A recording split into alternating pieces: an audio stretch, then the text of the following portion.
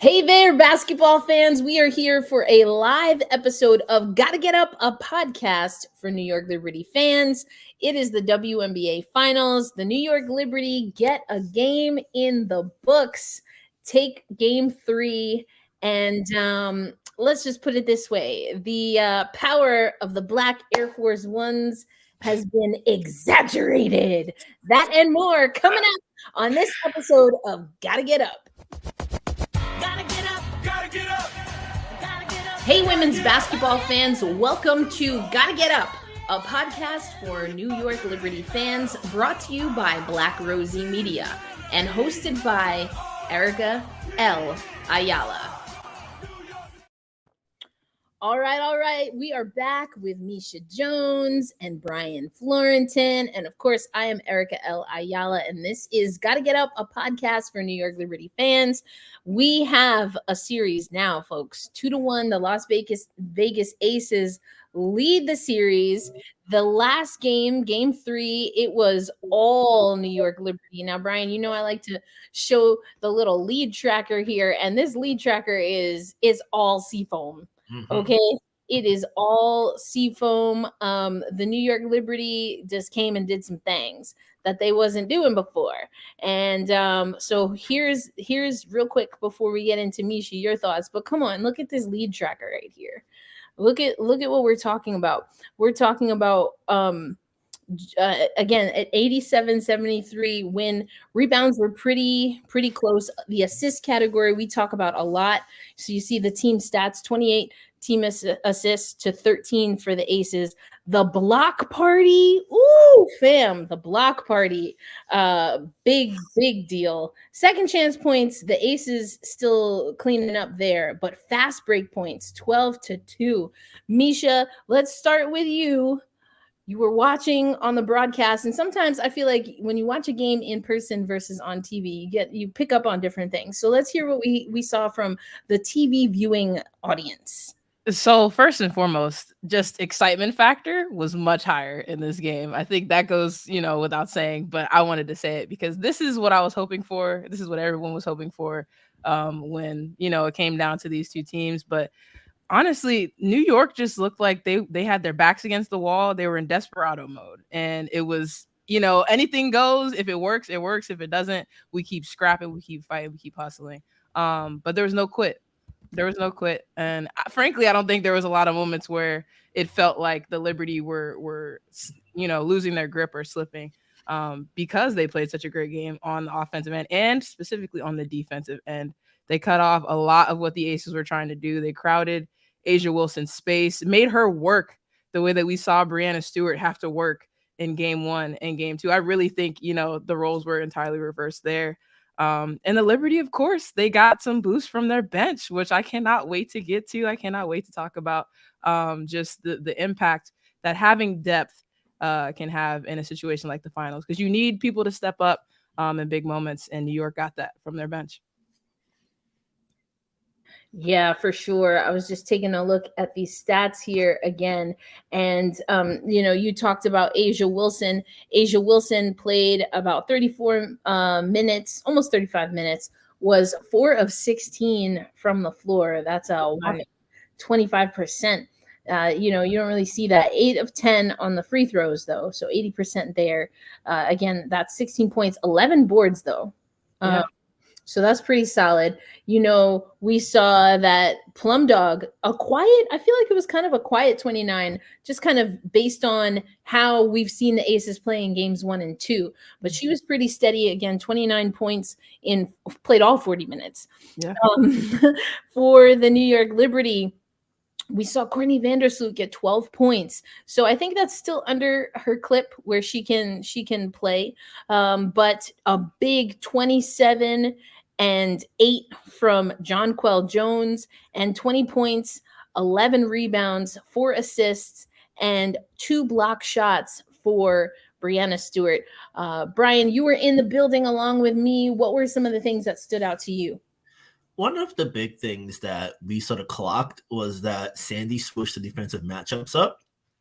And the biggest one was when she put Stewie on Chelsea Gray.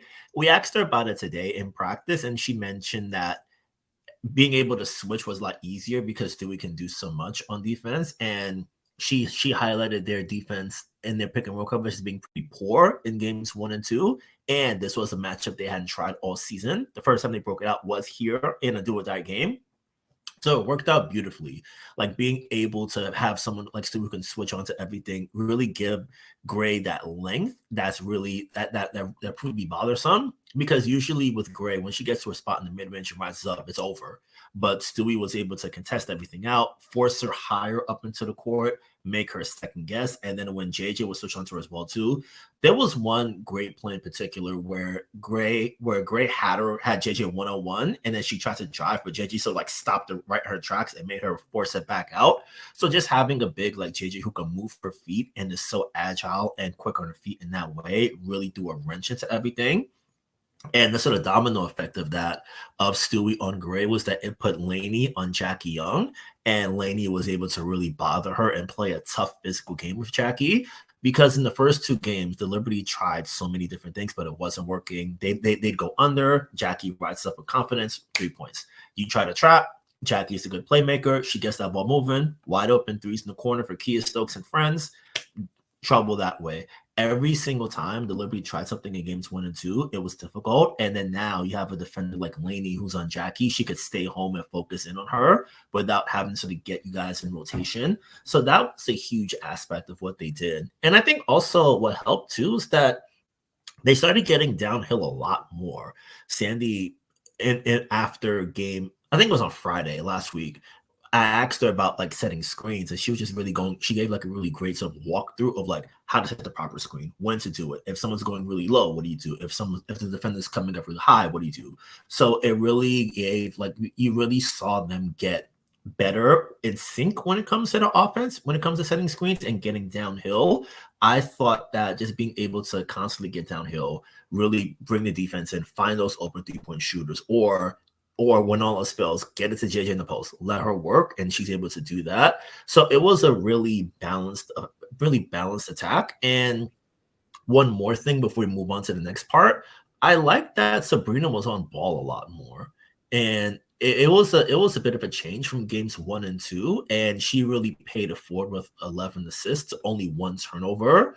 One of the things that killed New York and Vegas was that they wouldn't get back on in transition, and it's easy buckets every time. And then that comes with more shots, turnovers, missed opportunities. Being able to control and get as much out of every possession as you could with Ionescu, who's always a threat, and someone that Becky Hammon pays so much attention to.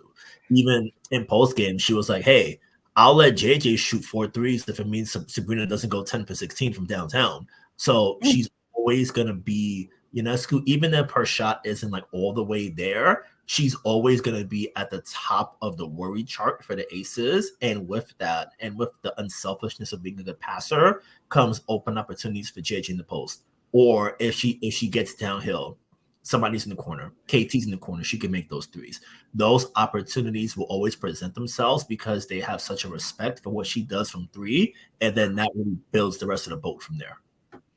Yeah, for sure. And Misha, I want to bring you in on this because we obviously have some pretty big news that we have to talk about when it comes to the Aces. But I want us to round out just a Game 3 recap, and we'll get back to some adjustments and hear from the New York Liberty on really what they were able to do and how Jonquel Jones, not only on the court from what we've been seeing on the court, we've been talking about it here on Gotta Get Up, but also in the locker room, was a major catalyst for this swing for the New York Liberty. But before we get into the breaking news that we had at practices today, Misha, I want you to set us up to think about defensive pairings, or assignments, I should say, is the better word, for both the New York Liberty and the Las Vegas Aces. We saw the New York Liberty switch some things up. How do you think that impacted the flow of the game?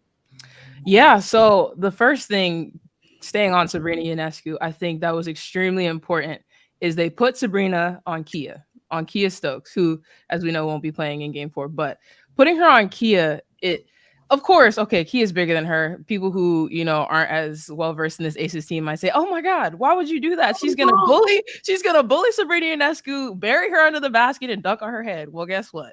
Kia Stokes, as we know, as Sandy Brundello knows, as a smart coach, she doesn't take a lot of shots. She's not a big part of their offense as far as field goal attempts. That's not to say she's not a big part of their offense. I said that for a reason, but she's not as big a part when it comes to free throw or to field goal attempts, excuse me. And Sabrina, as we also know, can be, and I'm saying this delicately, can be a defensive liability for New York. And so to put her on Kia Stokes was a brilliant chess move from Sandy Brondello.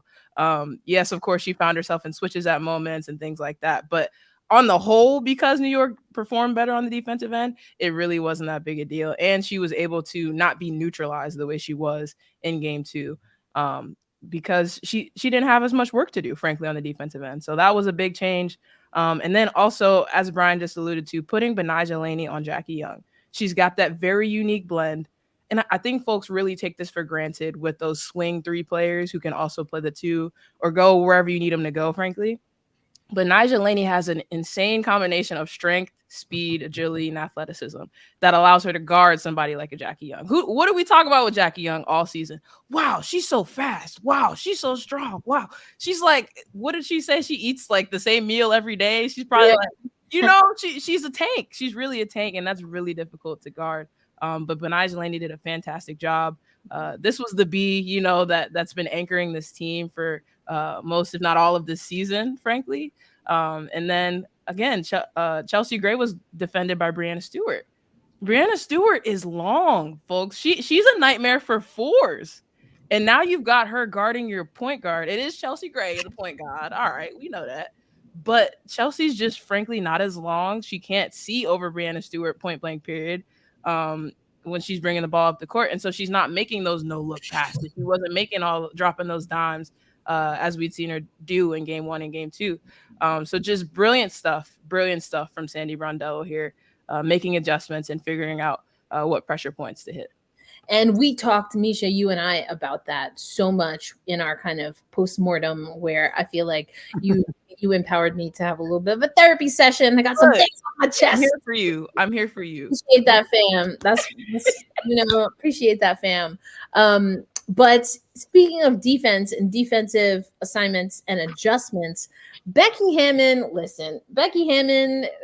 she said some things, but we're going to take you to center court at Barclays Center. Here's Becky Hammon talking to media about a very particular defense that I think the Las Vegas Aces may have invented. We'll see if they fully execute come game 4. Well, I don't know. You guys are starting to flock around me. I mean, I figure I might as well ask before we got to get in. All right. Before we kick you out, you better get in. All right. Are you able to say anything on Chelsea and obviously Kia? Yeah, they'll both be out for game 4. Are they, if there's a game 5, would they be out then? Or? Question. Curious why you wanted to be on this court. I don't know. Have you seen us shoot in this gym? The last 3 games? We'd like to get some shots up in this arena. What's the official diagnosis on Chelsea? They both have foot injuries. How much do you, well, I know it's silly to say how much do you have to tweak, but what's the challenge of trying to adjust so quickly when you lose those 2 teams? All right, it's next woman up. So I'm toying around with starting Sid at the backpack position. We're going to stick her on Jonquel. It's back. That sounds very Sid-like. I think she's up. Sid, you got your backpack? Backpack, you ready? Oh, you already know what's going on. We're practicing earlier. Jump on Sunny. Just see? Oh, no. That's our new defense for JJ. So in the event she gets called for 3 fouls in 30 seconds, I don't know. Is there such a thing as just a continuous foul? Foul you every time? when she goes, Everybody's going to get a crack. Everybody's going to get a shot probably. So everybody just has to be ready to go, locked in. We do have pure professionals on the bench, so they know they've known the game plan from the start. They'll be locked in, ready to go, and impact the game in a positive way. is Candace an option? I have to see if I can suit her. Maybe. Oh, I'm just dropping lots of nuggets. Listen, Becky was having too much fun playing around with us. Like, way too much fun. Pulling all the strings. Like, just like, exactly. She's like, yeah, did y'all write that down? Make sure you tweet that. I was like, damn, why is she is just trolling us. But jokes aside, I don't think the backpack defense is legal defensive positioning. So, she might have to go back to the drawing board on that. But what did we hear in the beginning of that clip? And Misha, you alluded to it, but not only Chelsea Gray, but also Kia Stokes out of the lineup. We heard at least Becky Hammon telling media that she was considering starting Sydney Colson, but we also have reporting from other folks that maybe that won't be the case.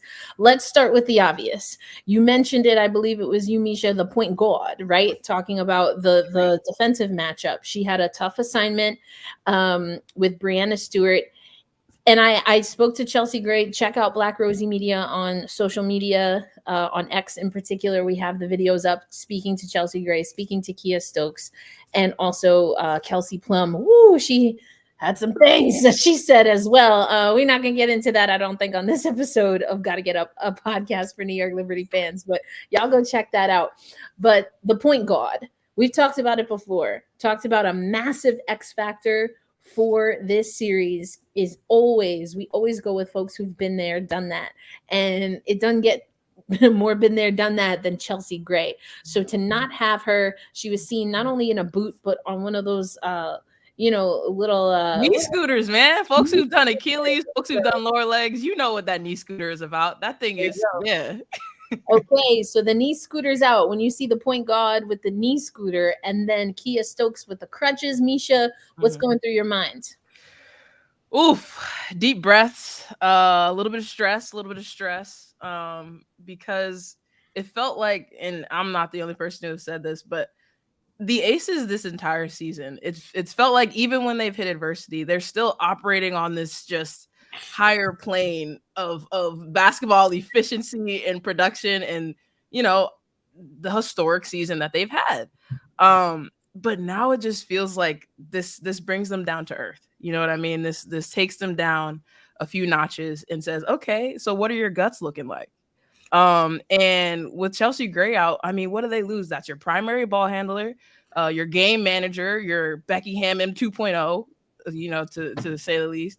And she knows when to push the pace. She knows how to execute and transition offense without turning the ball over, which is something that teams who play with pace can sometimes struggle with. Not to make this about the Mystics. Yeah.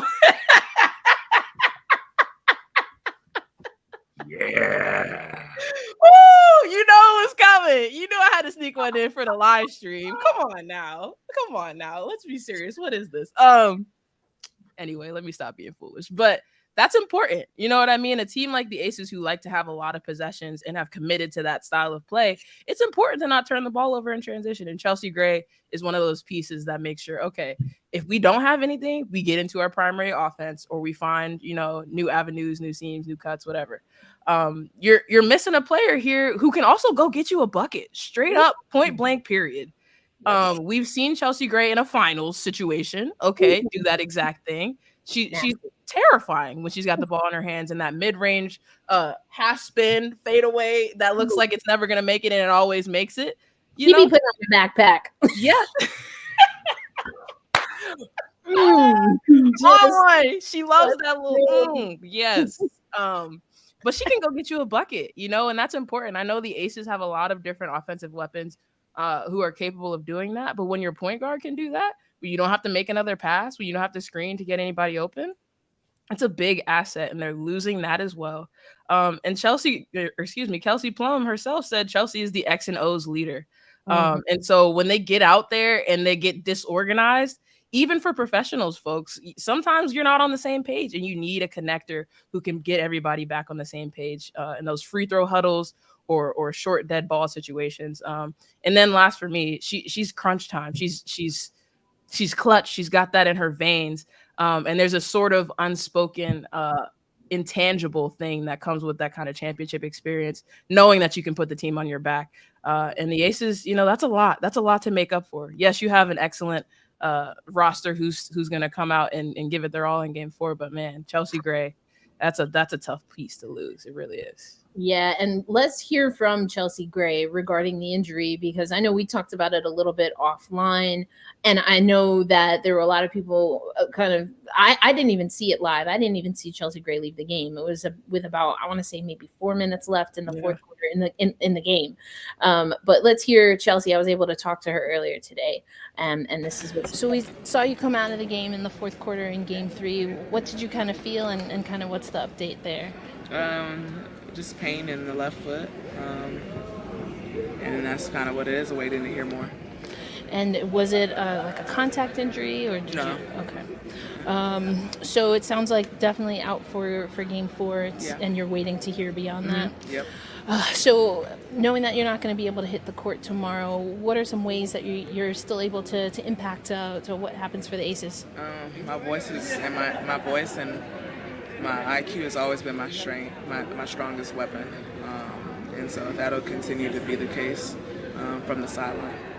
And just spoke with Plum a little. She feels that she doesn't think that her role necessarily changes, given that there will be some personnel changes. But from a leadership perspective, she would be one of the players on the court that has a little bit more of that experience in that starting five. You know, what's your expectation from what Plum and others will be able to do in your absence and Stokes' absence? I feel like there will be a lot more like talking as a committee, rather than like especially in game and during those moments, rather than me speaking. There'll just be everybody kind of talking by committee a little bit more. And that's also something that Plum said, and she talked about the team actually running more by committee than people think. I think you look at yourself, obviously Asia, and a lot is facilitated between you two. But when you think of what it has been to be on this Aces squad and to see everyone step up in the right moments and take control of the right moments, how in what ways has that led to the success of the franchise? Everybody comes in and wants to work, and I think that's kind of been our standard.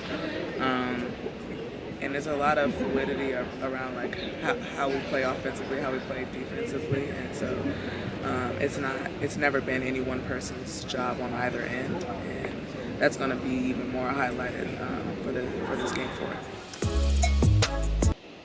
So, you know, that's tough to hear. And not only the scooter, but also that it's non-contact. Generally speaking, those are you don't like to hear that it's non-contact, that generally speaking. But Brian, another person that Becky told us is going to be out is Kia Stokes. And Misha talked about that a little bit with, again, the defensive assignments that Sandy Brondello deployed.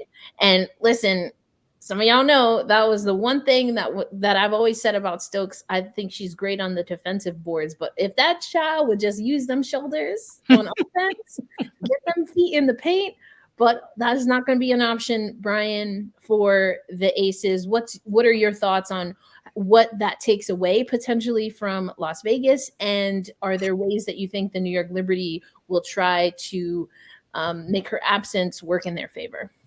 Yeah, I think one thing that always hurts when you lose two starters is just you lose so much continuity and you lose so much lived in-game experience, because essentially even last year, the starting five that's been running the league for most of the year was the championship starting five from last year. So you're losing out a team that's been through so many battles together. We asked Asia Wilson about it, and she, Jackie, Plum, and herself have been together since 2019. But it's so different when you have, like, when you're building up that continuity, you can rely on that. But when you have two integral pieces in the ways that Gray and Stokes have been, it's such a complicating absence to be without them. And even in last game, an adjustment that Becky made when she took Kia out was to play AC and go a little bit smaller, but they didn't really have as much success as they usually do. Usually, because even going back to Sabrina on defense for a second, Sab wound up getting onto AC, and by my count, I think they only posted her up twice. They only had Alicia Clark in a post twice against Sabrina, so they didn't really get to take advantage of that. And even then, they only got one foul out of it and no points. So it's a situation where you like one of your go-tos that's worked all year you weren't really able to find it in that moment, and now that you're gonna have to go to almost a special lineup and have to sort of run that the entire game in a really hostile environment against a New York team that's really sort of gotten its physicality back in order and gotten back its rhythm, it's really tough. And just before the thought escapes my mind, after I left, I saw one of the reporters on site, Jackie Powell. She mentioned that it looked like AC, Alicia Clark, and Kayla George were practicing with Aisha, KP, and Jackie. And I did some research on the way home, and that starting five of George, Clark, Wilson, Plum, and Young only played 8 minutes together in the regular season. And that's having to do that and having to go to a lineup for heavy minutes that only played 8 minutes together in the regular season. That is a gigantic ask. That is a difficult ask. Is really hard to do, especially on a day's notice, because I think Kia said that she found out, she woke up this morning with it like this, if I remember correctly.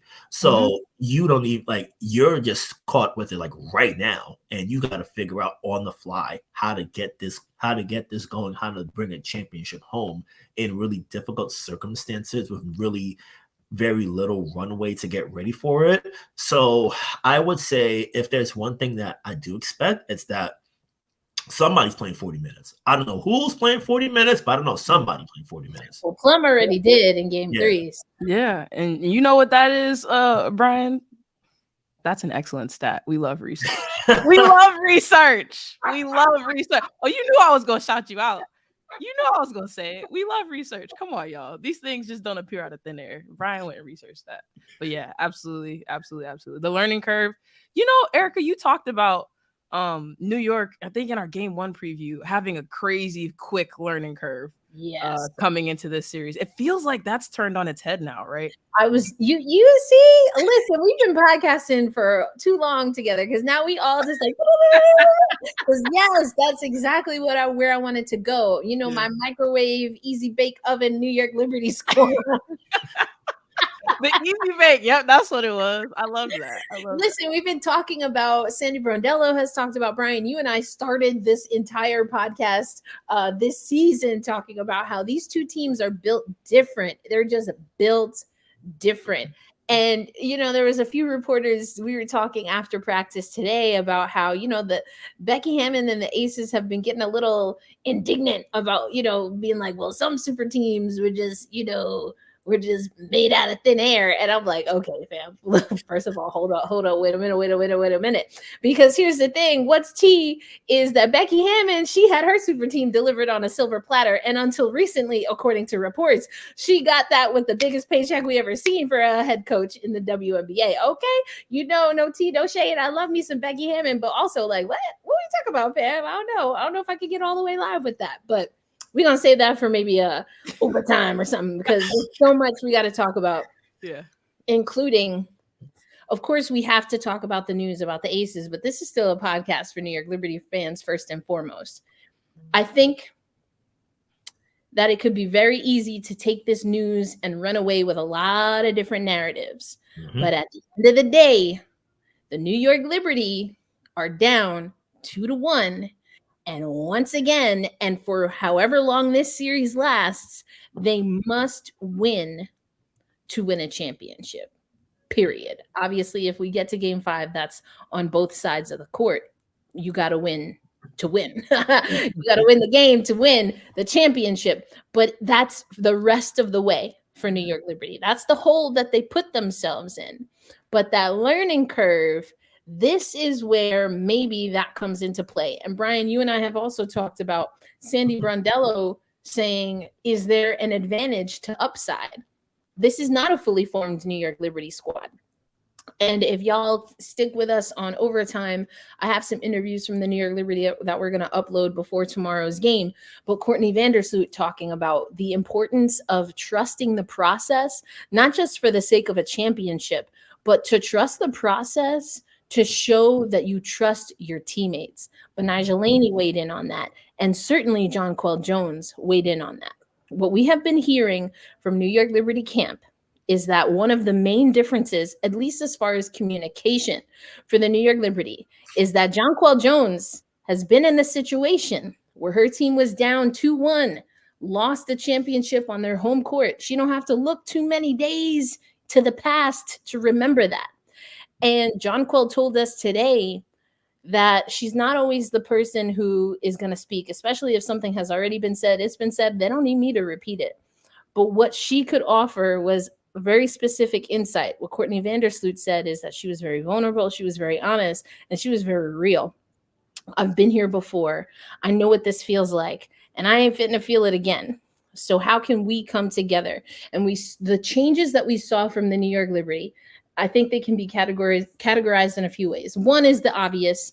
Everybody always talks about when you're home, you get that home cooking, sleeping in your own bed. That makes a difference. You're not on the road. That's number one. The second thing is backs against the wall, no choice. That's number two. Number three, not only home cooking, sleeping in your own bed, but you're in front of your crowd, which again, reports to the contrary have been highly exaggerated, Mr. Wilbon, about how bad a Brooklyn crowd is. They seem pretty all right. Record-breaking crowd in Brooklyn. Seem all right, seem copacetic, seem to work. But anyway, that's all the tea, all the shade to him. But another thing is that this New York Liberty squad, they committed themselves back to basics. They committed themselves to each other. I was like, and Brian, I don't know if you saw this or even Misha, if you picked it up on TV, but I noticed the New York Liberty, like someone fell on the floor, multiple players running. I'm talking sprinting to go pick up their teammate. You know, they score and they see someone, you know, breaking out for Las Vegas. I'm talking sprinting. And it was just a different type of energy. And what they said is, yeah, we had to recommit to that because one, we need that. That's what is required. But those are things we can control. That's how we can say that and show for ourselves and our teammates that we're locked in. So I loved that Jonquel Jones and her leadership in the locker room was starting to come together and sharing that hurt, that pain. And Misha, again, in my little therapy session, we kind of talked about that, right?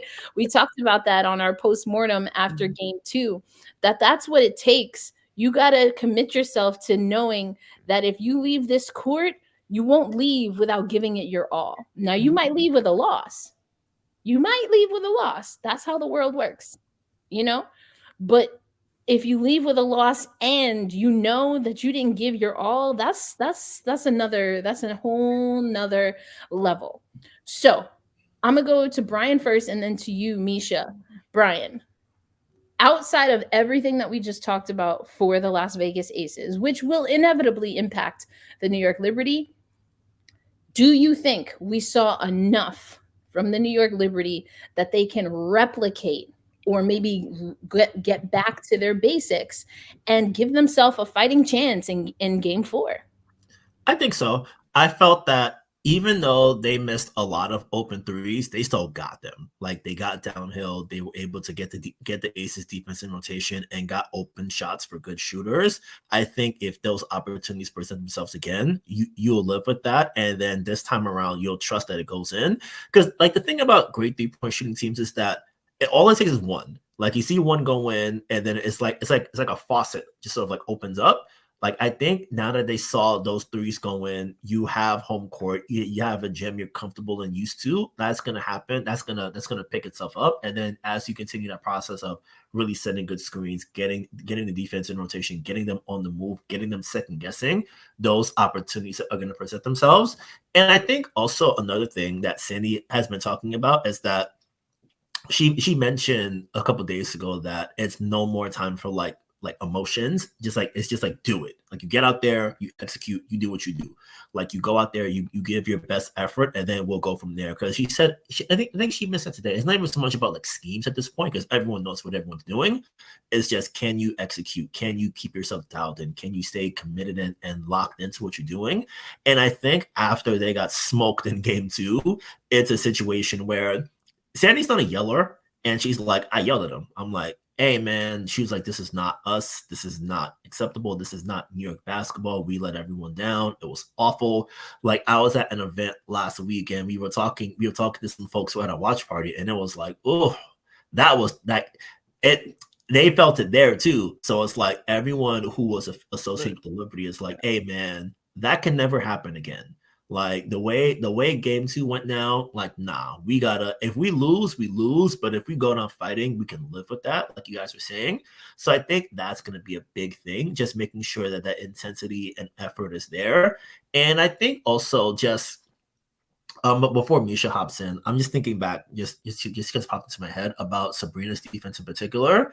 I think the one thing about her is that I think Sandy mentioned it today too, is that you have the assignment, you go to your spots, that's good, do that, and then your team will be able to sort of pick up and go from there. So it's a thing where the continuity, communication, and just knowing where to go, when to go, how to do that part is so valuable. And I think the team defense piece was really impressive as well too. Like she even got 2 blocks, which shouts to Tarika for mentioning that, which was very hilarious. I was on the side, I'm like, oh, Tarika pulled that out, and Sam was so happy and excited to see that. So I was like, that's awful. Yeah. That's awesome.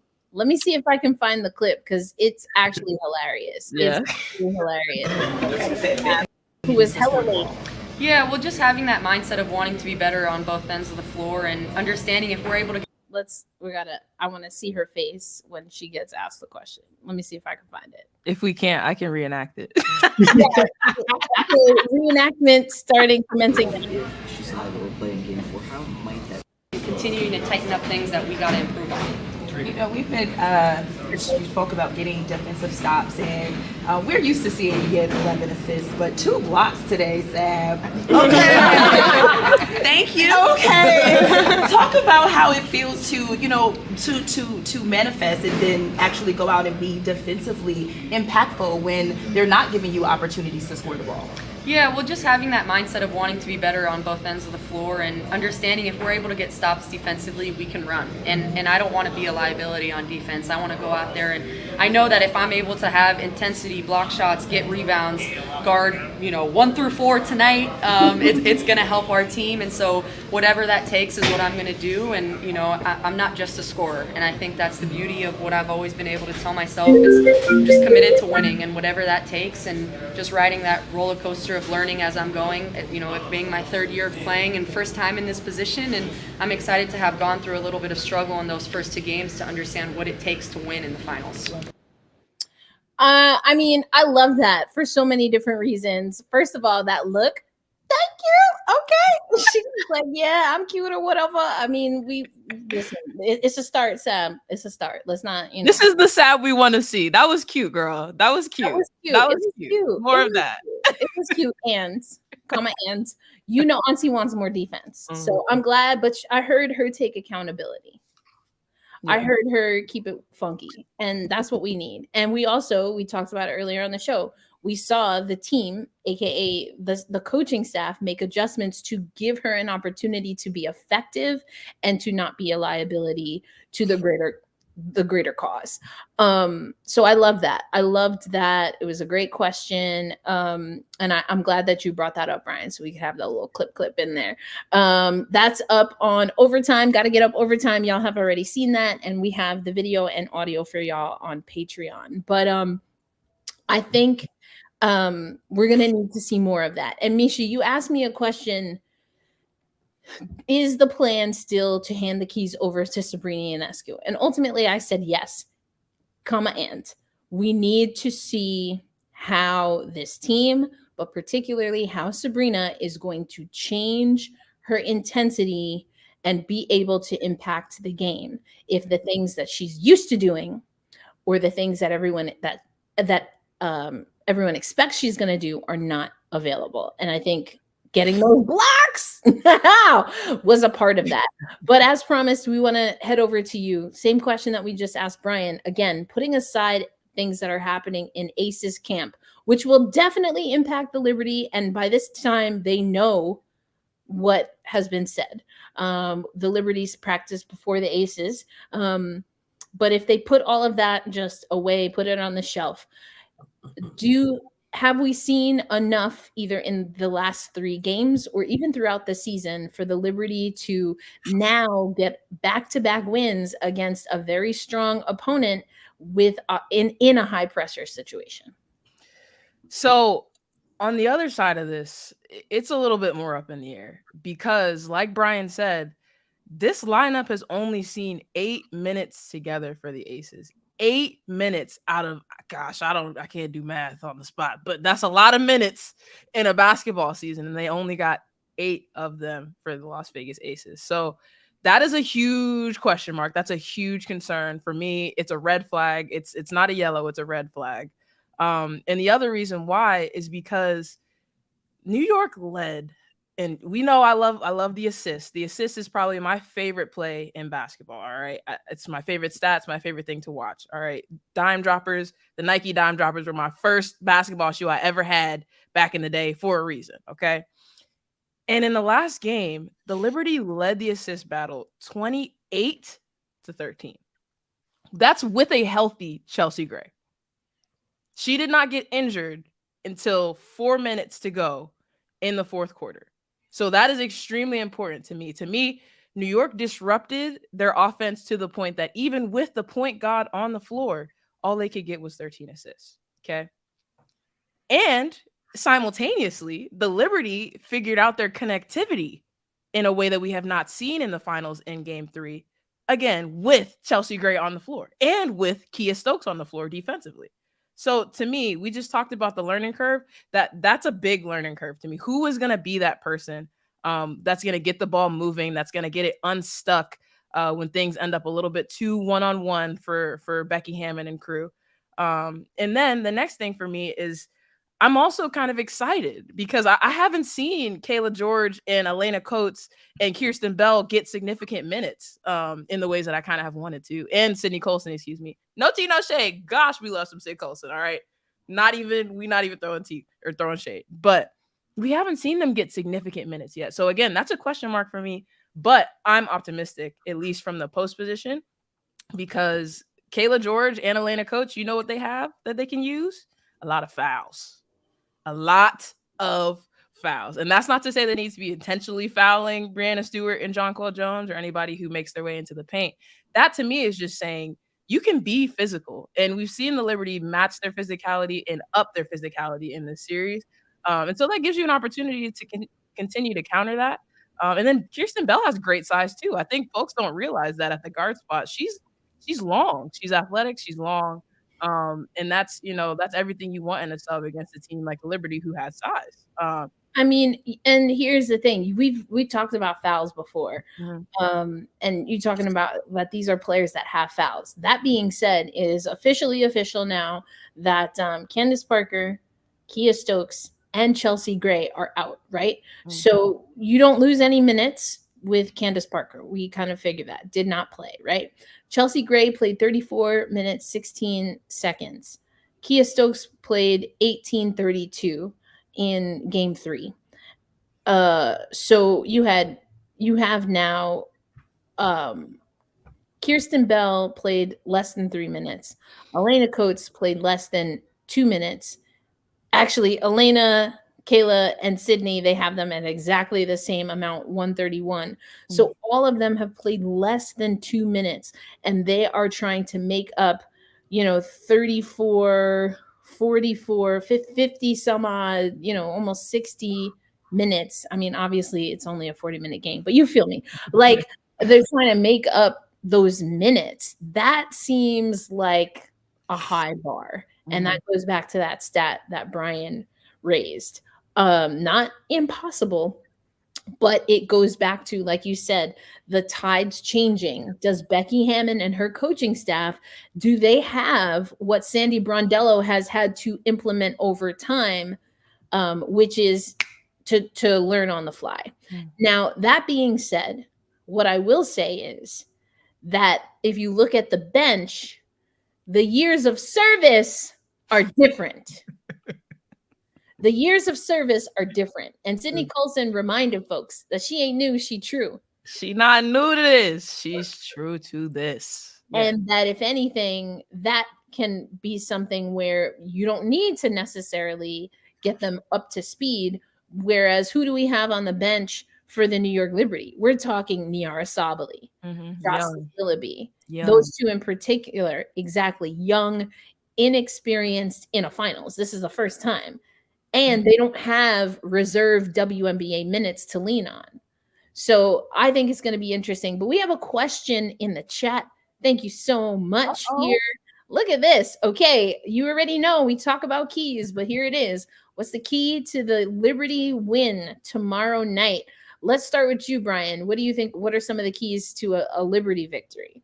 I would say transition points is going to be a big one. If the Liberty are out and running, that building's going to be on tilt. They're going to get those easy baskets, and they're going to really be able to sort of like grind Vegas down from there in the half court setting, especially with a new lineup trying to figure it out in such a high stakes moment. So if they're able to get out on the run, get those easy baskets, that's going to be a critical thing to watch. And I would say another thing that I'm keeping an eye on as well too is how many free throws they allow Vegas to take. So much. See, you dirty dog. That's exactly what I was about to say. Yeah, like Becky amidst all her talk today, she kind of laid the groundwork for hoping for a different kind of whistle in a sense, where it's like, oh, call it this way, call it that way. It's very sort of subtle in the head coaching way of, oh, I know the referees are humans, they have ears, they follow things. I'm going to see if I can sort of lay the groundwork that way. So I'm curious to see how many free throws Vegas attempts. Asia had 16 by herself.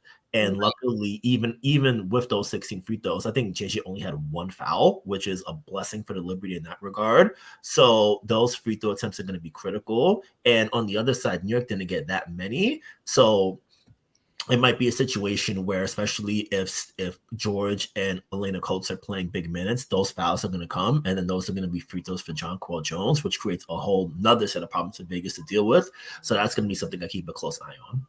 I love it. Damien. Hey, Damien. That's an OG coming to us. Damien says the Liberty needs to play with some urgency for 40 minutes from start to finish in tomorrow's game. Hey, win or go home. Or as Benaja told me today, win and stay home. That's real. That's real. All right. We've got another one. I think it's a lot for Vegas to overcome to win another game in this series, in my opinion. Their bench depleted. They could use Raquana Williams. Woo, child. Listen, okay. Now I said I wasn't gonna bring up Plum Dog in her comments, but this is got teed up. You got teed up. I sure did. Listen, Kelsey Plum said some things, and I mean, she wasn't wrong, but also I think that I'm realizing now, because I'm gonna keep it funky. I'm a human. I admit my flaws. I like the way she delivered what she said was very humorous to me. And I understand now that people, and I see it differently without being in the moment. She mentioned adversity, and she brought up things like sued, arrested, and hurt. Obviously, the injuries we know. But the other things we also know, there has been a lawsuit filed that got filed by Dearica Hamby just before the series started. So that's something. We also know that Raquana Williams not with the team. And unfortunately, this is something where we have seen this happen throughout the league. We have also seen this happen with Raquana Williams in the past. I'm of a few different minds. Well, I don't want to say obviously, but I will speak for myself, not for Black Rosie Media, and not for anyone else here. I think we need to take intimate partner violence extremely seriously. And those conversations should be had in the basketball space when they include players that are paid to play basketball. That's my personal opinion. I will also add that leagues need to do a better job of having explicitly clear guidelines and parameters for when things happen. And because there is a union and a collective bargaining agreement, for the sake of transparency and fairness and proper execution of any penalties, fines, and upward that may come from that, the league and certainly any team wanting to reprimand people for outside behavior that is outside of what they deem a part of their policy, those things need to be explicitly written down. And so when we talk about Raquana Williams, I personally, and again, speaking for myself, not for anyone else or any company here, I can hold space for the fact that we definitely want to take violence seriously, and players should have every right to understand how they will be reprimanded in certain scenarios. That also said, teams should have protocols and policies in place. And so that I find the Raquana Williams, and again, since we've had this happen with Raquana Williams in the past, I find it a little bit quite honestly disappointing that the league and teams haven't done a better job of making sure that their policies are up to date. So that's taken us a little bit to the left, if you will, of our Game 4 preview. But here at Black Rosie Media, we want to have these types of conversations. They're not easy conversations. Sometimes they hit close to home for people in one way or another. But I just, since that was brought up, I wanted to just state my piece. Now, from a basketball perspective, I think it is also fair to say that Raquana Williams played a pretty big role in what the Las Vegas Aces were able to do. And so with a depleted starting roster, with a bench that is not battle tested, as Brian has alluded to with his excellent stat that he brought up, you wonder if having a shooter that, you know, can come off of the bench and give you significant minutes, if that's, you know, if that's kind of a big thing. Someone says Plum wasn't lying. I mean, those things. I also hold space for people who say that calling some of those things adversity, it's more complex than just a straightforward injury or the adversity that we have been talking about when it comes to the New York Liberty, which is that, yeah, they have superstars, but those superstars have never worked together. So we're getting some comments here. So let's see. What are the chances you guys think CP returns for another year with the Aces? Ooh, okay, Misha, I'm coming to you for this one first. Hard to see her leave them like that or retire being injured all season. She's coming back. There's no way she retires on that. To me, I just don't see. She wouldn't be doing herself the service that she deserves as the it girl, as the only Candace Parker that's ever been in this league, that's ever existed. I think she deserves so much more. Now that's not to say if she did decide to retire, she just tired of all our BS. Look, I understand. I get it. It's a lot out here. Okay. It's a lot, but I don't see that happening. I just don't see that happening. I see her going for one last ride, Fast and Furious style. And yeah, that's how I feel about that, but I'm not Candace Parker. So, you know, Brian, what are your thoughts? I would say, I think that as the sort of like the 2000 superstars, the 2010 superstars start winding down, I think that she deserves a full blown like tour. Like every city, every place she goes, like they need to give her the fireworks and treatment that she deserves, especially as someone who really, I feel like if you ask like a random person on the street, name a WNBA player, first person that comes to mind, Candace Parker. Yep. Like one of my favorite things on Twitter is, you guys know the account Across the Timeline? Of course. Shout out to Across the Timeline. We've all decided Across the Timeline is the record keeper of the WNBA point blank period. Yeah, we heard it. And one of my absolute favorite bits is whenever there's a record of some sort in the WNBA is, this player is the first to do X, Y, and Z. The only other player that's done it, Candace Parker. I need at least one more year of random, insane Candace Parker stats and a full farewell tour and everything that comes with it, because I think she's meant so much to the game of basketball, and just the way, just like her uniqueness and her ability to do so much. I'm also of the belief that I never want to see like legendary players go out on injury. Like I want to see players go out standing tall. You know, I want them to have like check out for the final time, have the entire roar of the arena give them that celebration. So I'm hoping that she does decide to come back if she's sort of going back and forth on it, just so I think people can really give her that appreciation that she deserves and that love. But if she did decide to be, hey, I want to do something else, more than okay. We appreciate everything you've done. Start getting fitted for your Hall of Fame jacket because we're gonna see you there in a couple years. So and it's a nice orange too. Yeah, that Tennessee orange. That's hilarious.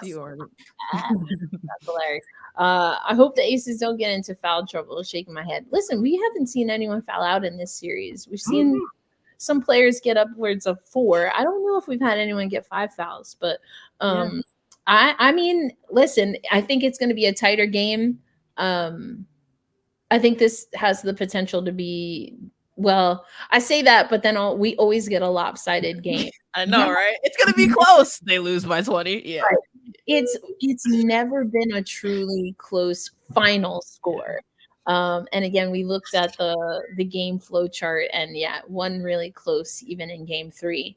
But this kind of goes to Damian, not Damian using my whole name, and not me being surprised when my whole name is literally on the screen, but and not me being like, my name is Erica Ayala. But anyway, what are your expectations for tomorrow's game? I was kind of alluding to it. Like, a part of me thinks that it has potential to be a scrappier game, just given some of what the Aces don't have up their sleeves, so to speak, and that the New York Liberties still know that, to use a Jonquel Jones phrase, they got to muck it up. They got to muck it up. So I think what I'm expecting is Jonquel Jones to continue to be on the court. And we talked about this, Misha, on the last episode, but the New York Liberty really need to resolve themselves to feeding through Jonquel Jones on the court. Yeah. He alluded to how she's been that powerhouse for them and putting things, and what she really did was put things into perspective. She helped put things into perspective for this New York Liberty squad and do exactly what we talked about, Misha, on, again, that post-mortem. Are you going to fight for this or not? You know, because you just got to make a choice. Your answer is your answer, but just let me know. Because if you're not willing to fight, then that means I got to put extra weight on my back. Yeah, I'm not losing. How? I'm not losing. Speaking of perfect timing, let's say the Liberty were to lose this series, what should the front office do to help propel for next year? Now, this is an interesting question, Brian. I want to have you weigh in on this as well. But for me, I don't honestly think there have to be too many changes. What I will say is that a lot of people are under the impression that the I was gonna use the word experiment. That might be a little harsh, way harsh, Ty. But the relationship with Hanju and the New York Liberty might have seen its final days. For me, that's a change that I would personally like to see. I don't know who you necessarily bring in. You have to obviously see who's going to declare for the draft. And the Liberty, we're not expecting them to get a high draft pick, given that they made it to the finals. So I'd have to see where kind of all the draft picks fall. But for me, I don't think there's too much that you tinker. I think this has all been about foundational pieces, building blocks. It's been extremely uncomfortable for this team at times, but that is their lot. That is what this team is supposed to do, is to build the foundation, build the culture. How many of them stick around? I think there's a good chance that they have this core back. And that's what Connecticut has been able to do over the past few years. That's what the Aces have done over the past few years. So I think it's a recommitment to the defensive end. I think it's really figuring out those assignments, working through that Tuckman's model, right? But Brian, what would you say? Let's say it all ends for the New York Liberty, or even, I mean, I think regardless, win or lose, I think this is still a good question. But what would you say, Brian? Let's say a series ends tomorrow. What do you want to see the front office do? I would say at the very least, bring the band back together. Like, another solid. I've been thinking about this for a minute. I've been thinking about this for a minute. All right, continue, Brian. Continue. We'll get to that in a minute. I would say at the very least, bring the starting five back together. Like, I feel like for like super teams, if you look at the men's basketball side, year one can always be like a little bit choppy, but year two is when things really are fully geared up from beginning to end. And I think especially for next year, just looking ahead a little bit, Jonquel Jones will probably have a full healthy offseason, not dealing with a foot fracture, not having to adjust to like a brand new system. So year two would be a huge, gigantic leap for her in that way to where she's playing, like the way she's playing right now. She can carry that over out into a full season. So I would say bringing back the whole starting five. Something that I think is going to complicate it, and Erica, I remember when you were in Vegas, you asked the commissioner about it, is Paris 2024. Oh, my heart. I'm not ready. I'm not ready to talk about it. That's gonna complicate a lot of stuff in this league. And for the Liberty, they have two players who have international duties in Hanju and Marine Johannes. So Lord knows if they're going to be even available for 2024 competition. And with that, it's 40 games in a tight, jam-packed and an all-star game. Yeah, and all-star. But real quick, just a reminder for those who are longtime listeners or maybe listening for the first time, check out our 2-part series featuring Jackie Powell. And if you are a subscriber to our Patreon posse, then you'll hear Marine Johannes speak directly to this. Because although Marine Johannes has played for the national team, although Marine Johannes should be a French national treasure as far as I am concerned, there's drama. Yeah. There is drama, and it is not a foregone conclusion that she will make that Olympic roster, which to me is bat bleep crazy. But I'm not French, so I'm not going to speak on behalf of countries I don't belong to, or that I ain't never lived in and never visited. But also, what you talking about, Willis? How you not put Marine Johannes on your dang team? Like, how long does it take to become a U.S. citizen? Like, what we doing out here? Like, come on, someone will scoop that up. You want to talk about she's going to be a starter on some WNBA team? I don't know about that, but I think another Olympic team might take her. I listen. But yeah, again, for me, I'm okay to be without Han. And again, I just think we might be seeing the end of Hanju. She did have some international duties that took her away from the playoffs, but just remember, I mean, her Team China teammate played in that Washington series, so I don't know what's going on there. So we got to see. Aces have to play a near perfect game or games. There's a plural there. I mean, on paper, it's looking like it. On paper, hard agree. Yeah. And CJ is like, don't even worry about it. Linda, listen. 50 and 15 is insane. Whoa. If we see that, CJ, tweet us back. And I don't got no money for you, but we can make a video. And say, listen, be like, I ain't got no money for you to win, but maybe we can she had 40. What was it? 43. Yeah, but 50 is still 50. Even 43 obviously is difficult, but 50 with the amount of work she's going to have to do on the defensive end and on the offense, like to keep this team connected on both ends, not even to produce, but to keep the team. That's going to be a lot. That's a big ask. That's a big ask. Ooh, child. I mean, listen. Drama. We want the drama. Do you think they will pick up Allie Quigley for next season? Now, I ain't gonna lie, fam. I thought about this a few times. She be, because she here in Brooklyn, so she hanging with the missus. So, that being said, okay, so you get Quigley, who's not on this squad because she's not a like for like with Han. So there's that. Maybe if Marine is on assignment with Team France, which I kind of hope, and then I also kind of don't as a Liberty fan. But if you don't have Marine, do you grab Quigley? But then, I think it's safe to assume that Quigley is getting comfortable, or I think she's ready to kind of maybe move on and see what's next beyond basketball. So I don't know. I think it's interesting. Obviously, you have to look. That's a Jonathan Kolb question. Like, what's that money looking like? So I have a kind of related point to that.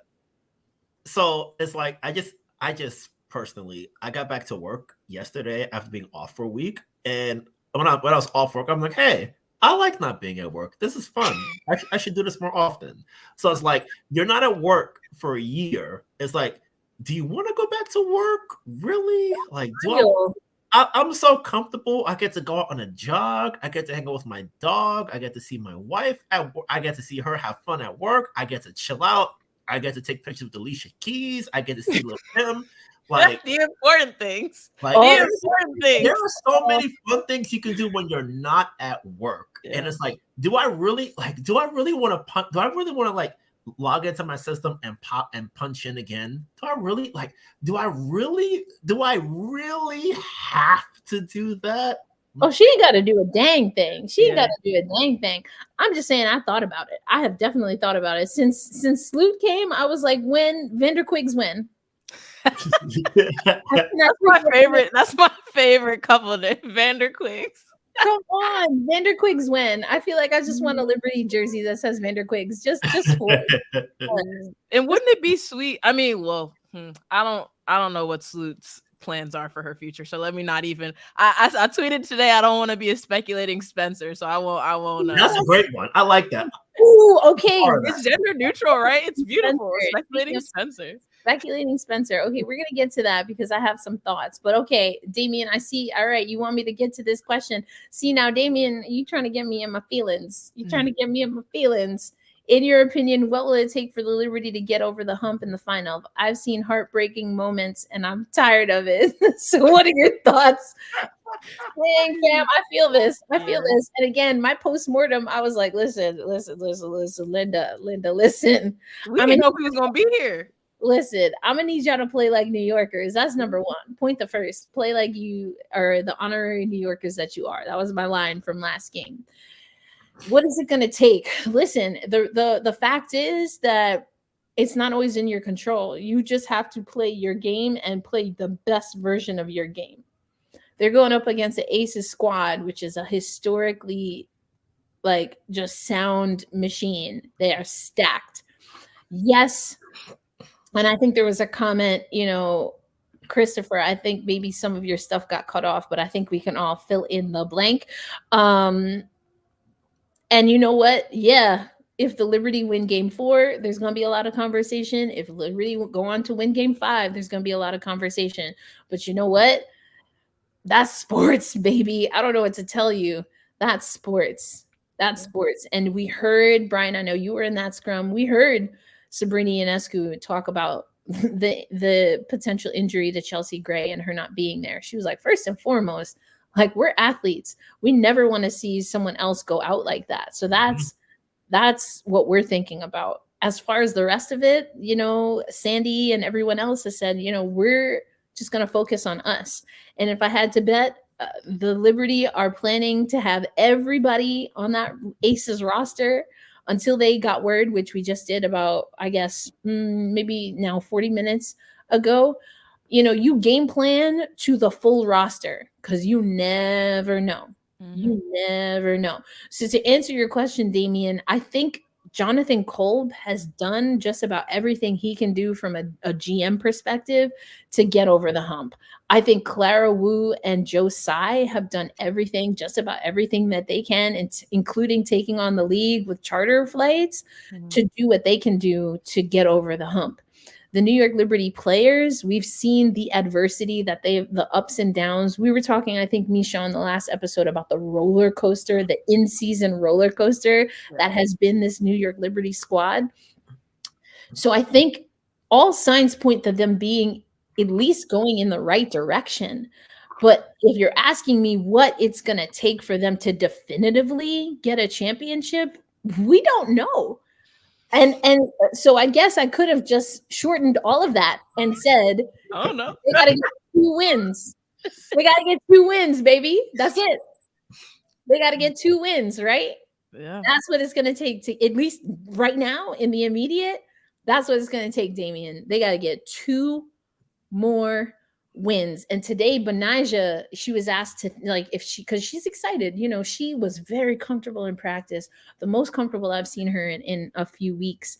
And she was asked, you know, have you given yourself an opportunity kind of to think beyond? And she's like, listen, I'm really just trying to think about the next game. She's like, and you could see she almost got giddy. Like, if I because the question was, you know, have you given yourself a moment to think that you're 2 wins away from a championship? Mm-hmm. Yeah. And the Aces were asked that as well. And it's exciting, especially for someone like Benijah Laney, who's worked so hard. And we're going to get a Benijah Laney, this is my story to the WNBA Finals from Holly Rowe, because Holly was getting all that stuff at practice.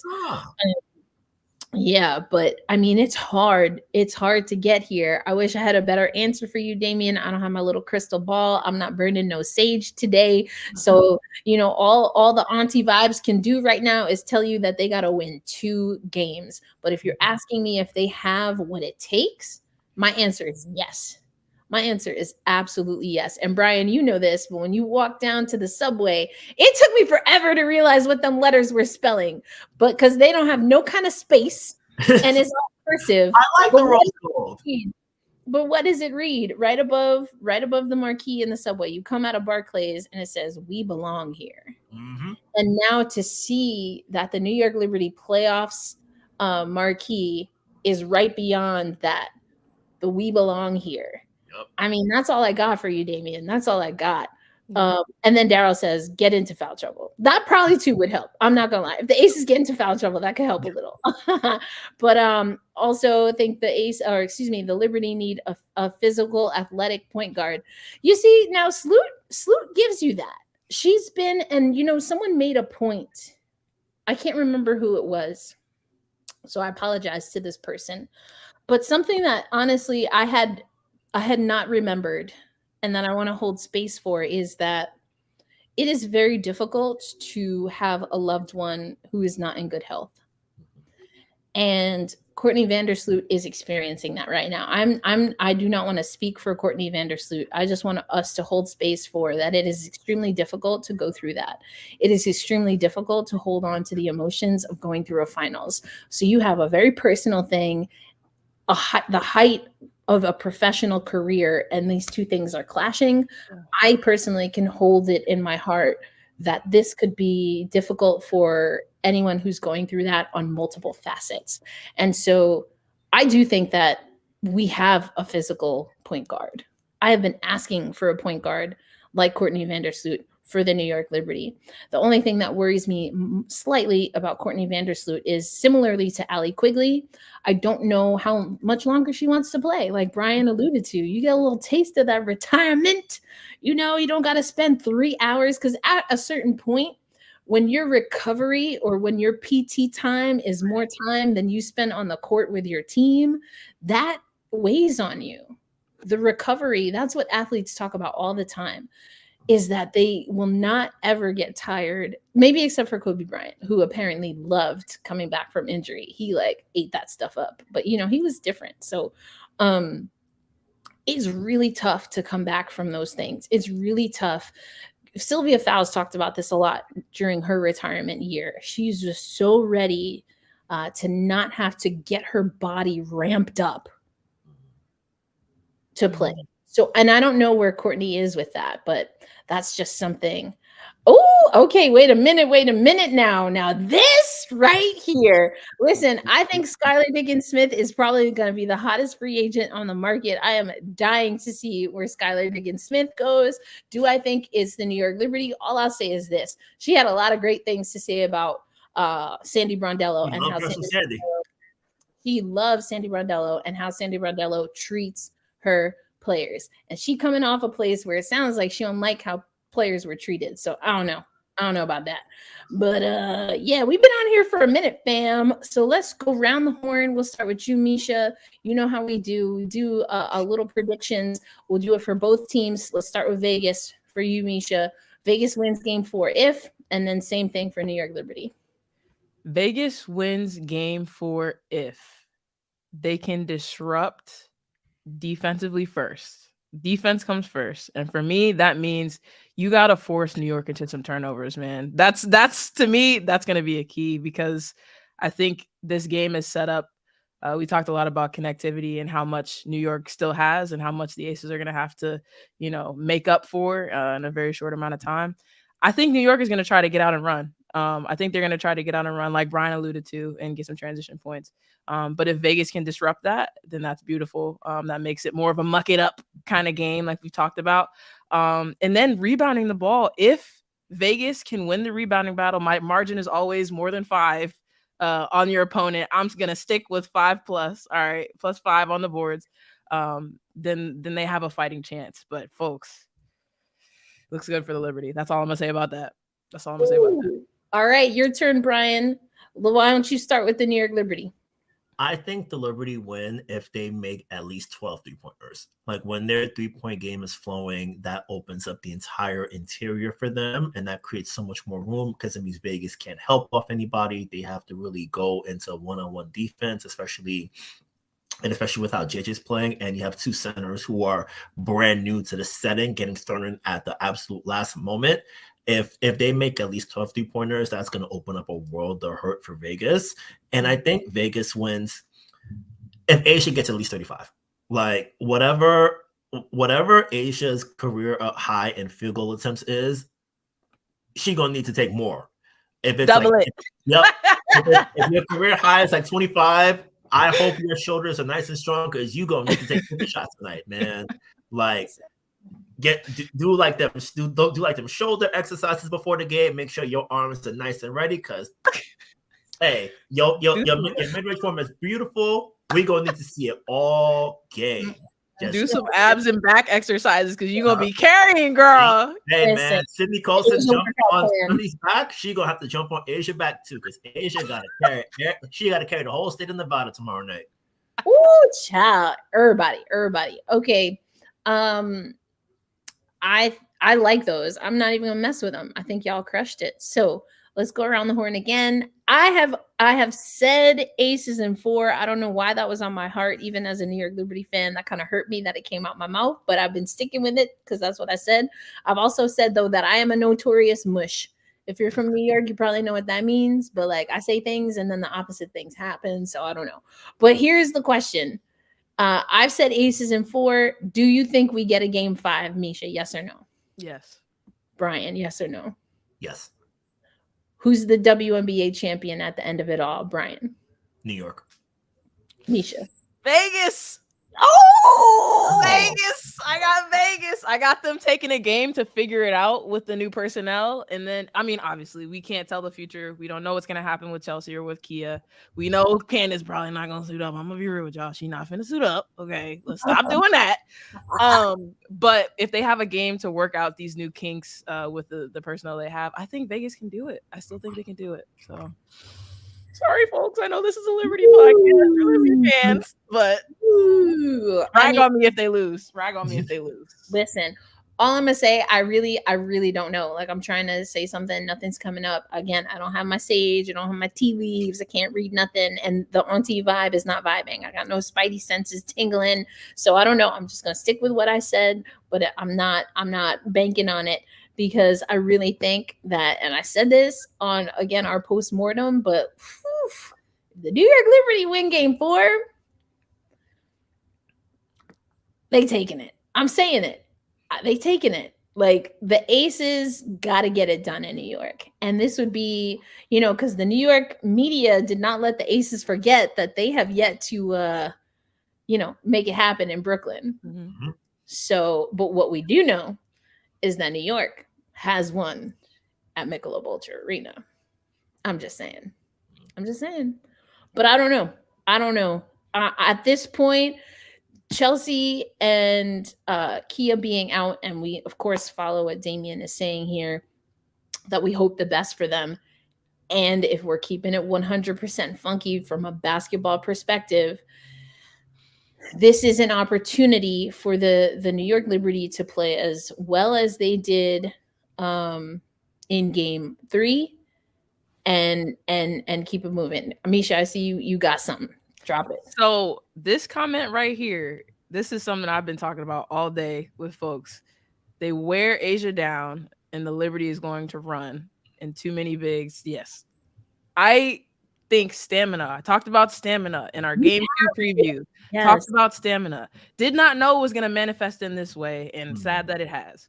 But for me, as soon as we saw the numbers, the minutes for the Aces starting 5+1, the insane amount of minutes that they played, immediately in my head was, oh, if one of those players goes out, it's going to be some serious issues. And what are we looking at right now? 2 of those players have gone out. And as Brian just said, jokingly, but this is something that really could come into play. Asia Wilson has a lot on her shoulders. She has a lot on her shoulders. And not just her. Kelsey Plum has a lot on her shoulders. Jackie Young has a lot on her shoulders. I'd venture to say even Alicia Clark has a lot on her shoulders. She's stepping into a starting role now. And it's not something we're new to seeing Alicia Clark in the finals and playing big minutes. But folks, stamina, getting tired, getting frustrated emotionally. That's something that people don't think about. That takes a toll on you when you're in the game, Asia talked about it with something else with celebrating and ones. When you get up really high, that's also very stressful for you. But folks, when you're dealing with a lot emotionally, like when you're dealing with adversity as a team, when you're dealing with folks who've been with you in the trenches for years, being out and not being able to compete with you in the finals, that's a big weight. And that kind of reminds me, it was just one play, but there was a time where you saw Breanna Stewart, and yes to the New York Liberty, like really getting back to basics on setting screens. But Breanna Stewart set a screen, and it was Plum's defensive assignment. And then Plum just like full on pushed into Stewie. Yeah, I remember that play. Now, listen, I'm not getting into the dirty player. I hate that discourse on social. I really do. Because y'all just like, please. Exactly. Some y'all been trying it. Big up a little. I don't know what to tell you, but we're not doing that. We're not doing that on Gotta Get Up, a podcast for New York Liberty fans. We're not doing that. Even though I will talk about Jonquel Jones and them elbows, because I will keep it funky. I'll keep it a buck. And I'm about to keep it a buck with Kelsey Plum too. Because to me, again, putting aside dirty, not dirty, it's unnecessary. And it was like DT-esque in its unnecessary roughness. That's a football term. But it was unnecessary. And I'm just trying to think, like, was she trying to send a message to Stewie, like knocked her on her bum? Okay, but also like that could be it. And that's a little gamesmanship. And that's why I don't get into that dirty player. Because sometimes you got to send signals. You got to send messages. I'm just keeping it funky. That being said, if that is more of the norm, or we see more of that from whether it's Plum or anyone else on the Aces or on the Liberty for that matter, that's when the team that does that the most is going to get into trouble. So that's my prediction. It's more of a negative prediction, but the team that starts to lose its cool, wrap. It's a wrap. This is crunch time. The Aces are up 2-1, and the Aces are down 2 starters. The Liberty are down 1-2, and the Liberty are playing on their home court and have the chance to even the series and take it back to Vegas. You talking about pressure? I got goosebumps. You talking about pressure? There's pressure all around. Yeah. Every corner of that court, there is pressure. And who's going to step up and embrace it and eat that thing up like Cheerios in the morning? And who's going to crack under it? That's my prediction. The team that starts to have a crack in the veneer, that's the team that's going to be in trouble in Game 4. And I don't know if that means that it's going to end in Brooklyn tomorrow or if we go back to Vegas. But you've got to have composure. I'm not saying that you lack physicality. That's different. But through it all, you have to have composure. We've been talking about how JJ has been more composed. I think Asia has played damn near a flawless. Breathtaking. Oof. Like I'm over here. I really think I might cry because I'm just like thinking of how this woman played, and it's just like, we get to see Asia Wilson play in the finals. Yeah. This finals has been just damn. You know how many ballers are watching Asia Wilson and just being like, that right there. That's like, damn, like, ooh. That's how you seize a moment. Yep. And she needs help, just like we've been saying from JJ, and she's gotten it for the most part, but now no Chelsea Gray, who, again, in that clip, she said, I'm going to do that like I always do. I'm going to be a vocal leader. And we've seen her in huddles. I can't imagine she's not going to do that. But you lose out on Kia Stokes, who Asia, remember, had with her as she got her Defensive Player of the Year award. Mm-hmm. So now we get to see what this Aces team has been cooking up when no one was watching. Guts. That's the thing. This Aces squad, they feel real confident in that. Yeah. But we've been talking about it. I feel like I've alluded to it at times. A lot of people have been saying that the Aces seem to be jovial. They seem to be fun-loving. This is probably going to come off a certain way because this is a podcast for New York Liberty fans, and I am a New Yorker. But I'm going to keep it funky. I've said it before. I love me some Becky Hammon because she come through here. She come through this way. But the Aces, they didn't seem, and it's very slight. I've just been around the team for the last few days, but it almost felt like it was a forced fun. To me, it felt like maybe they were trying to overcompensate, or there was, that's not really what I want to say. What I'm trying to say is that there was a fun, they were still having fun, but there was also some guarded, they were a little guarded. And Brian, you were in that press conference after game 3. They were not really feeling the questioning, the line of questioning. It was very much man. One reporter asked them how important Chelsea was, and she was like, "Hey, you know us, you know the answer to that." So it's like they weren't really in the mood for what they felt was like stuff that was like not really getting all the way through in a sense. So it's like, hey, they canceled media availability last minute yesterday, so it's a whole thing like that. So it's tough, but I feel like after a loss like that, it's like, hey man, we just trying to get it. Exactly. Yep. It's understandable. And you know what? I feel like I didn't speak to the Liberty after game 2. Did speak to them after game 1. But again, it's game 1. You got more games in hand. Game 2, I'm sure they were like, yeah, we finna get up out of here. Don't talk to us. Mm-hmm. We ain't need to do nothing. Yeah. So that is what it is. But I don't know. It just seemed like a little bit of a different vibe to me, Misha. That they just weren't I think that they were a little guarded. I think that they didn't really want to answer, obviously you don't want to answer how long is your starting point guard going to be out. Not a fun question. Not a fun question. But at the same time, like you just said, athletes are humans. And I think people forget that, casual viewers forget that, like, when you're in that moment, sometimes you gotta fake it till you make it, because not only are you dealing with, our starting point guard's out, Kia Stillix is out. The finals is just a lot emotionally, like we just talked about with Courtney Vandersloot. Like, there are nerves involved. I know we're heading into game 4, but there are always gonna be nerves involved. And I'm with the fake it till you make itness of it all, because what else are you gonna do? Sit there and cry? You know what I mean? Like, what do you want them to do? And so it's a situation where you got to show and prove once that ball is tipped.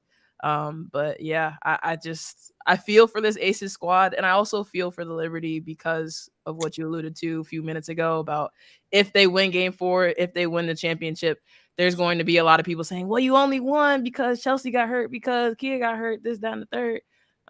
They want to play against the best and beat the best too. Exactly. You know what I mean? They don't want a championship with an asterisk next to it. But at the end of the day, folks, none of these players for the Aces or for the Liberty have any control over that. And they have no control over the crazy stuff, the chaos that ensues. And so I feel for the Aces, and I just hope they've gotten it together to the point to where they can have a fantastic outing tomorrow. Or not tomorrow, on tomorrow? What's today, y'all? Lord have mercy. Yeah, tomorrow. I'm living in Groundhog Day over here. Like, don't turn on the game on Thursday. You're going to be mad. I did that before. Folks who follow me know I did that one time, and I was like, where's the game? What's wrong with this game? That's hilarious. I love this, Jen. I mean, we feel this, diehard Liberty fans since 97. Okay, we feel feel you. Thank you for coming through. But if anyone can handle the pressure weight, it's Asia. That's real. Hashtag mad respect. Asia Wilson, like, you know, a lot of people say generational talent, you know, and just kind of throw it around all willy-nilly. Asia about to be the definition of, you feel me? And the fact that she's also playing alongside, I mean, they're not the same age. Sui's got a few years obviously on her, but that she's playing at, you know, against Brianna Stewart. Like, I just want us to remember the semifinals between the Seattle Storm last year and the Las Vegas Aces. Instant classic. Chef's kiss. No notes. No notes. Then you want to talk about dogging out? Yo, those teams were balling out of their minds. Out of their minds. Oof. Ciao. And listen, not the circumstances that any of us wanted. I'm not gonna go off on nobody who did. Listen, I can't live your life for you. I'm just gonna hold space and energy for good, positive, healing vibes to Kia and Chelsea. On this here space, on this podcast, this is not what we want. We don't want players going out. This just brings a different wrinkle and a different dynamic to what's going to happen on the court, and obviously to how this series is going to be remembered. But let's not allow it to distract us from the potential for some just magnificent basketball. Because either way, because you got to remember, this might be a quote unquote advantage for the New York Liberty, but not when you down a game. And if you lose, it's a rap, tap, tap. They still have to play. This is interesting. AC and KB can't stand around and have to be very active and aggressive. Now, we talked about KB, Misha, earlier. I do think that KB obviously is going to have to step up. We saw KB come in for Chelsea Gray after the injury. And I think KB, I get the sense that whatever the rotation is going to be for the Aces, that those players are going to expect significant minutes. And there is a difference. I don't care what people say in an interview. There is a difference between being ready to play and then being told on the spot that you're going to play, and being ready to play because you know you're going to play. Mm-hmm. Very different. That's different. Very different. It's just different. You try to make it as not different as possible, but it's freaking different, fam. Mm-hmm. It's different. And so I'm hoping with a little bit more that like just kind of understanding about how KB might be utilized, that might fit into, and we can see a little bit more of KB's game now. You know, overall, like my heart, the New York Liberty is squarely in there for me, but I still want to see good basketball, and I do think KB can step it up. So I don't know, fam. I don't know. I think if we get a game 5, I think things tilt to the Liberty, but not any guarantee whatsoever, because then they got to win on the road. Yep. And as I'm thinking about it, Erica, we talked about it last time we were together. All it takes is one random person to go off, or just being 5 minutes away. And another time, you never know. Like you get in a situation, somebody, you know, you wake up one day, someone's like 8 for 8 from 3-point range. It's like, wait a minute. That's not your game, so you never know. So you never want to take it for granted. You never, even Maureen was saying that you never know how many times you even make it back to this level in the championship round. So now that you're here, you gotta get it in right now, because hey, things happen all the time. You know, players change, players leave, contracts, this and that. So when you're here, you got to make sure that you do what you do and really cherish this moment and really go all out, so that way you never look back and be like, what if? That's it. And that's really, at the end of the day, it. And I know we talked about the coaching matchup. I think whatever we get after game 4, Misha, we're gonna have to make sure you are ready to chat with us, because we got to get into the coaching. Because I was questioning if this was going to be a coaching matchup that favored Becky Hammon, and then Sandy came with some defensive assignments that she's like, hold up, wait a minute, I ain't out of it. And that's why I was like, I never put money against Sandy.